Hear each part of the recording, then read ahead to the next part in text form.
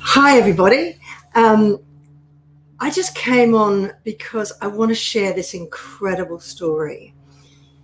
It's about a plane crash and the power of love. And I know that's the usual one for me to come and talk about, but I have really profound reasons why I want to share this story with you. And if you stick with me, I promise you the payoff and why I'm sharing this with you will be really worth it. It started decades ago. I've been fixated with this story. It started decades ago when I was young. I was watching a documentary about this famous plane crash. I was actually watching it on a plane at the time, which is a bit odd, but I was on a plane watching this documentary about that famous plane crash. Do you remember the one where the Chilean football team, all these young guys and their families and friends were on this little plane, and it crashed in the Andes, and a lot of them died, and they were there, nobody knew where they were. They were there for weeks and weeks, and they ended up actually having to eat the dead to survive. It was absolutely hopeless. And later it was made into that film called Alive, and incredible story. And one of the guys, thank you, Ali. I'm sorry if I can't pronounce your name, Ali.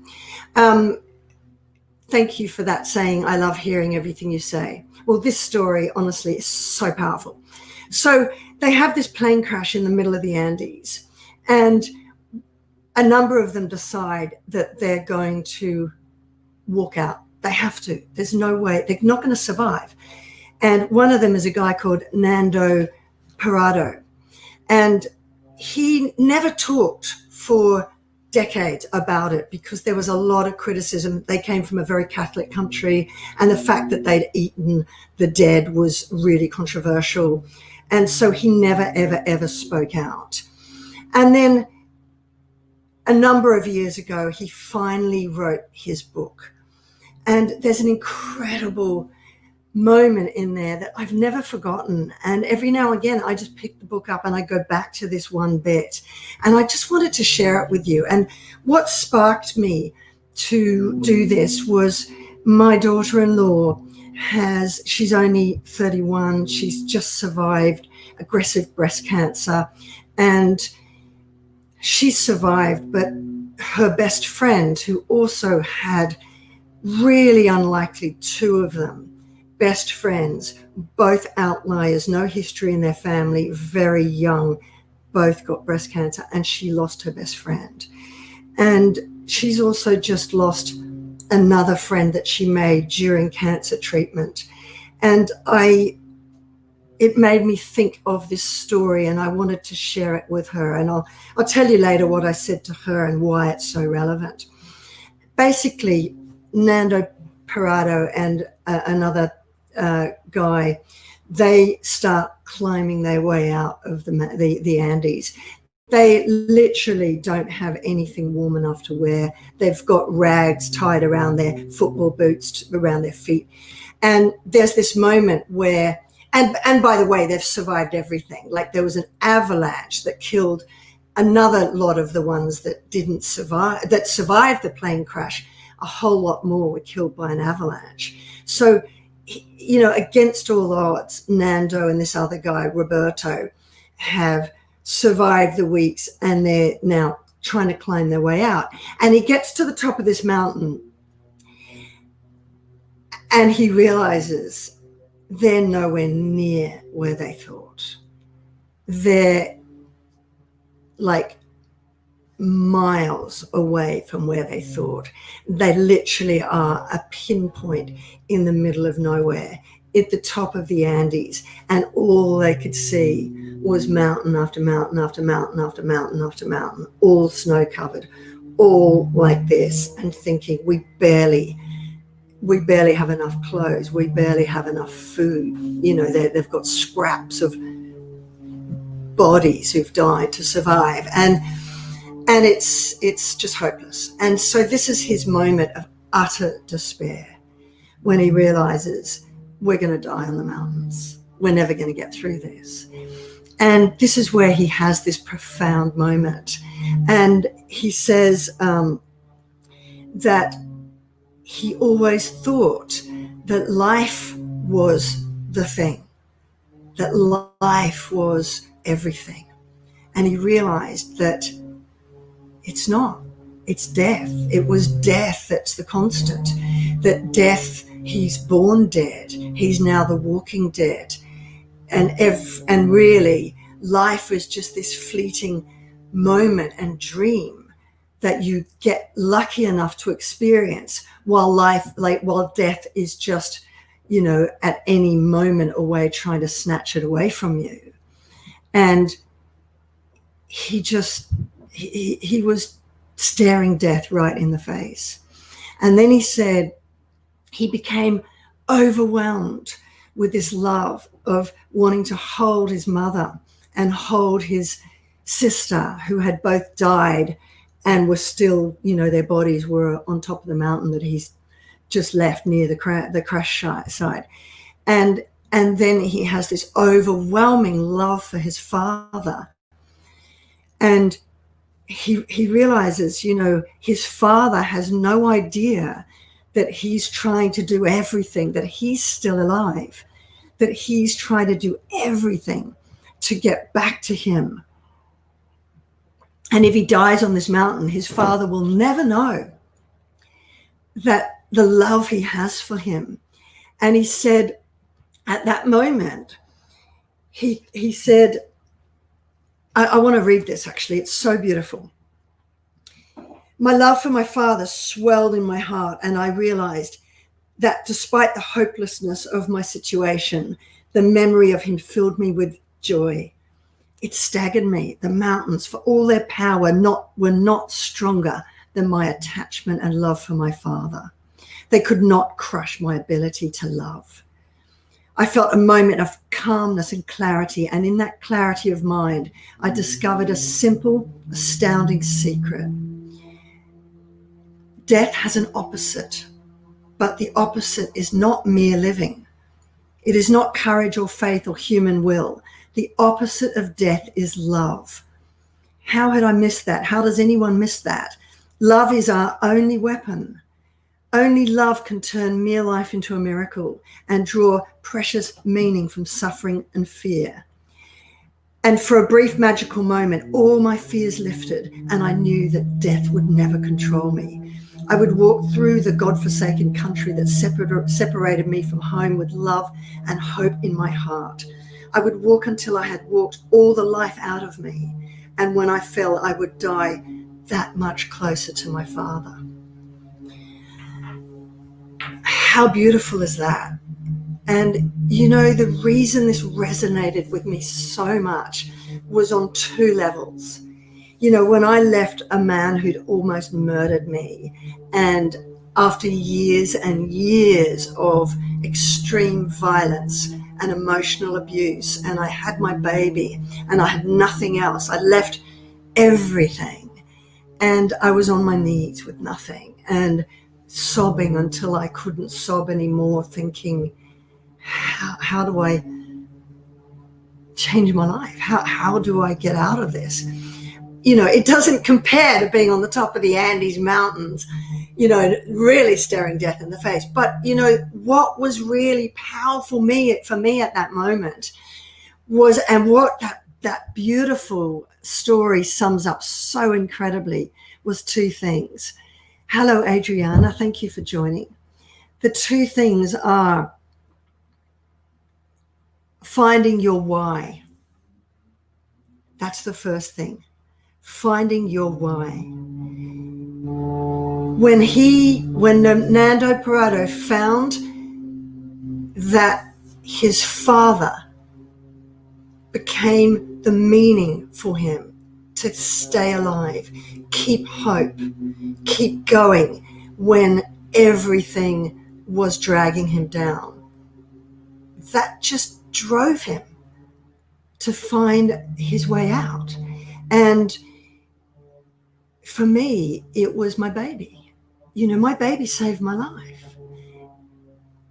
the reason I mean, it's really quite sad, actually, in a way, that I stayed in an abusive relationship for far too long, because I didn't care enough about me.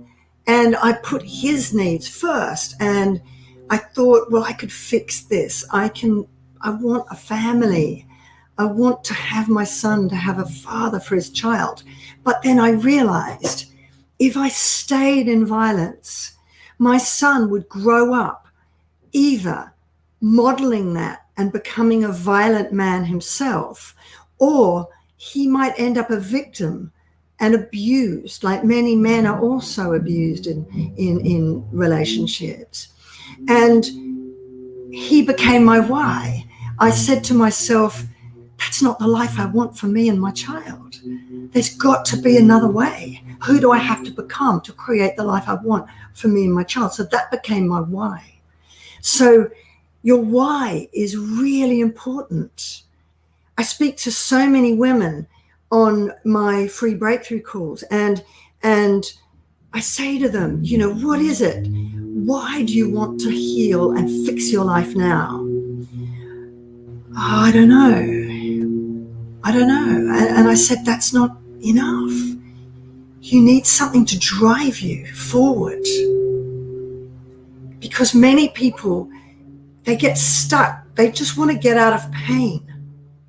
They're running to avoid pain, but that's not enough to change your life, because changing your life is hard. Staying in your comfort zone sometimes is easier, and that's why people go back. And crazily enough, you stay in dysfunction because actually it's easier. That's your comfort zone. You need more. You need something that pushes you, drives you. And, Nando Parando, when he's on that mountain thinking, I am on my last legs and I'm going to die, it was his father. That was his why. And the second thing that's so powerful about this is the power of love. That love for his father, my love for my baby, and creating a better life from him. But more importantly, love does win out. Love conquers. And for me, even though I'd been in extreme violence and I didn't think I was worthy of anything better, I didn't think I was good enough deep down. And I was really shocked to find a frightened little girl inside me who didn't feel good enough, And a study has revealed that 7 in 10 young girls today don't feel good enough, and when you don't feel good enough, you accept less than you deserve. You put up with bad relationships for way too long. And I realized that I had to love that little girl, find self-love, and that self-love was going to be the antidote to all the abuse and pain I'd experienced and endured for so many years. And when I found that self-love inside, it filled that empty hole I had. And that empty hole led me to look for self-worth from outside of me. I looked for love in all the wrong places and from all the wrong type of people. And when I filled that with love, then I was able to teach my son what self-love and healthy relationships looks like. Because when you love yourself so much within, then you're only going to accept a relationship with somebody else who treats you and respects you on the same level. You won't accept less than you deserve.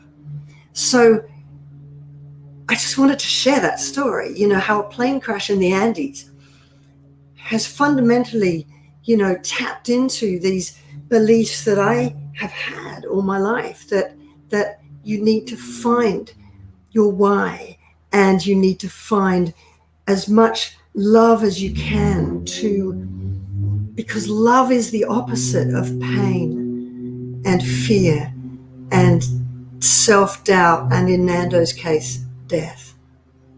There's always an opposite. And quite often we think the opposite, we don't think there's an opposite. We just think that's what there is in our life, pain and abuse, and there's no way out. But there's always an opposite, and you can find it. So I said to my daughter-in-law, and this is what made me get this book out again, and it's called Miracle in the Andes, Nando Parado. And I said to her, you've just been surrounded by death. Your best friend's just died, and your fellow in the chemo lounge, your friend from the chemo lounge, as she used to call it, the chemo lounge. She was the queen of the chemo lounge, which I loved her attitude. It was so beautiful. And I said, your friend who has just passed away, my daughter-in-law feels so much survivor's guilt and so much hurt at losing those friends. And I said to her, I just wrote her a message this morning, and I said, just read this passage, because the opposite of death is love. So immerse yourself in all the love you have for your best friend and that other beautiful young women who have died way too young. Just immerse yourself in love, your love from them, their love for you, and don't just survive and think that life is the opposite. Take that love and use it as your why to spur you on to live the most incredible life that you can for them, and also to find your purpose and your meaning and your way to go on to tell your story of surviving as a young cancer victim, to inspire others and help them heal as well. So I just wanted to share that with you, and I did tell you it was a bit of a long story, but I just find it so empowering, and it really is. Every time you feel fear, find the opposite, which is courage. Every time you feel that you're staring hopelessness in the face, find love. There's always an opposite, and just find your why. Find your reason that makes you put one foot in front of the other and go on to create that incredible life that's out there waiting for you. That's what I did. I said to myself, the other one that I always love is the Whitney Houston song about teaching your children, the greatest love of all, which is the love they have inside them. If you can do one thing today, is just find that self-love inside you, and you can start towards never accepting less than you deserve again, and going on ultimately, which is what I've done, to live your life with absolutely no limits, because I don't have fear anymore. I have no need of it. These emotions are just, they're never going to get you to your dream. He could have stood on the top of the Andes feeling hopelessness and despair, and he could have easily just given in to and let death take him on that mountain. But he just thought, no, I'm not going to do that. I'm just going to replace it with hope, with love, and stare fear in the face and lean into it and keep walking. Even if it means I die, at least I'll die closer to my Father. So I hope that's inspired you. I just wanted to go and share that with you, and let me know in the comments below how that's inspired you and what your why is, and your reason to head towards a better life. So bye for now, and I'll see you in my next video.